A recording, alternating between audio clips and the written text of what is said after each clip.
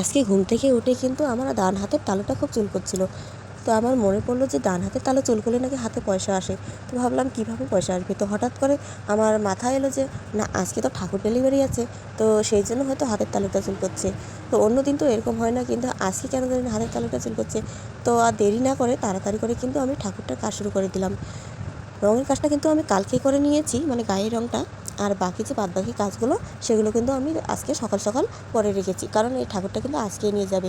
বলেছে দুপুর 1টার সময় আসবে ঠাকুর নিতে, কিন্তু বলা যায় না, তার আগেও আসতে পারে, এমনকি বিকেলবেলাও আসতে পারে। তো ওরা যখন খুশি আসুক, আজকে আজকে তো ঠাকুরটা যেহেতু নিয়ে যাবে, তো সেই জন্য সকাল সকাল রেডি করে রাখাটাই ভালো। তো আমি এইদিকে কিন্তু ছোটো ছোটো সাপগুলো যে হাতের মধ্যে যে থাকে, ওই সাপগুলো কিন্তু রঙ করতে বসলাম। ওইদিকে ঠাকুর তো পুরো কমপ্লিট হয়ে গেছে, শুধু শাড়ির যে নিচের পাড়টা ওটা বাকি আছে।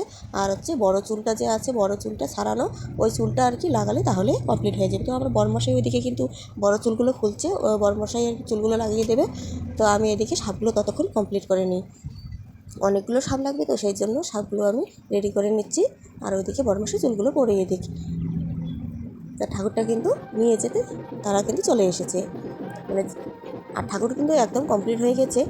সেজন্য কিন্তু মুখগুলো আমরা কাগজ দিয়ে ঢেকে দিয়েছি, কারণ মায়ের মুখ নাকি পুজোর আগে যারা পুজো করবে তাদের দেখতে নেই, তো সেই জন্য কিন্তু মুখগুলো ঢাকিয়ে দেওয়া হয়ে গেছে।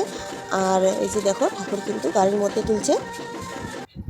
আর এই যে দেখো, ঠাকুর তুলেই কিন্তু নাচানাচি শুরু হয়ে গেছে, মানে ওরা ওইদিকে বাজনা নিয়ে এসেছে, তো ওরা আনন্দ করে ঠাকুরটাকে